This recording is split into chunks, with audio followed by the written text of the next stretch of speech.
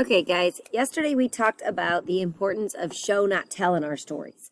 Remember, as we've said lots and lots of times, if we want our fantasy stories to be believable, the reader needs to be able to see what's happening. Today, we're going to talk about another way to make sure your reader can see what's happening. Okay, another important aspect is balancing out that action along with thought, along with dialogue and setting. Okay, you don't want only action, you don't want only thought, and you don't want only dialogue. You have to have a mix of all those different things in order for your story to balance out and feel real to your readers. Think about any time during the day. You're not always talking. You're not always having a conversation in your head. You're not always doing something. It's got to be a combination of everything. A lot of us have talked about how we are not enjoying a story because there's not enough action. Okay? But again, it can't be nothing but action. That's just too much. Got to balance it out. Okay? Let's read a little bit of the book, The Frog Prince, continued, and see if we can find ways that the author balances their story.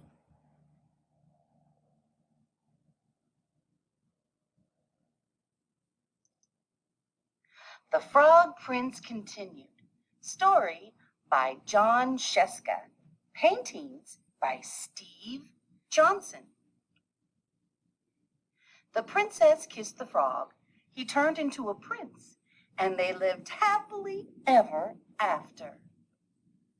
Well, let's just say they lived sort of happily for a long time. Okay, so they weren't so happy. In fact, they were miserable. Stop sticking your tongue out like that, nagged the princess. How come you never want to go down to the pond anymore? Whined the prince. The prince and princess were so unhappy they didn't know what to do. I would prefer that you not hop around on the furniture, said the princess. And it might be nice if you got out of the castle once in a while to slay a dragon or giant or whatever. The prince didn't feel like going out and slaying anything.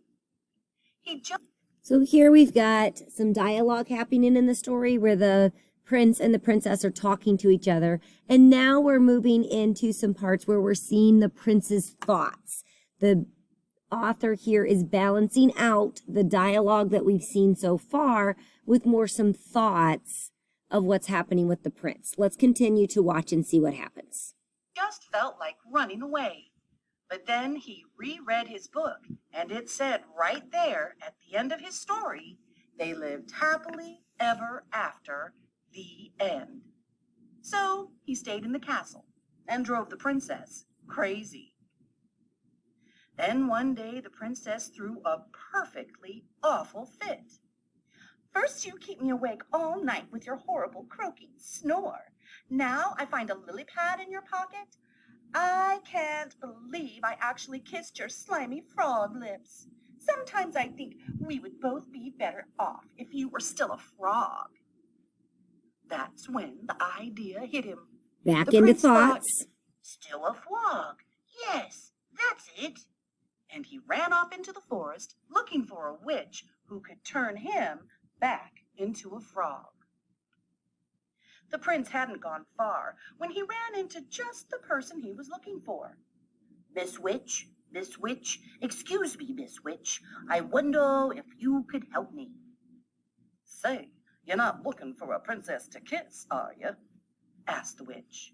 Oh, no, I've already been kissed. I'm the Frog Prince. Actually, I was hoping you could turn me back into a frog. Are you sure you're not looking for a beautiful sleeping princess to kiss and wake up?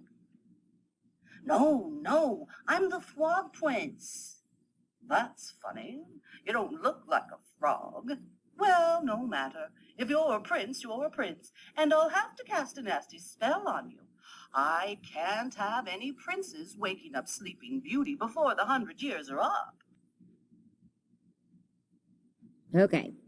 So we can see that we've had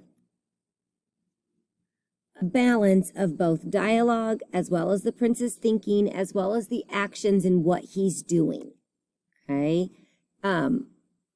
It's not just one thing. You can't have a story that's all dialogue. You can't have a story that's all narration, and you can't have a story that's all action. You've got to have a mix between what's happening. Okay? You want to use dialogue, but there are also times when your character will be thinking rather than saying what's on their minds. Okay? So let's think about our stories. I want you to think and ask yourself, is my story balanced? Do I have a mix of action, dialogue, thinking, narration? Do I have a little bit of all of this mixed into our stories? Today, you're going to take a few minutes and you're going to kind of think on that. And then you are going to spend some time finishing up and typing your first draft. I would like you to submit your first draft to the assignment that is going to be right after this recording. So go ahead and take a little time, finish writing your first draft, type up your first draft, and submit it to me in this assignment. If you have any questions, obviously just feel free to send me an email, and I'll be happy to help you through anything you need. Thanks, guys.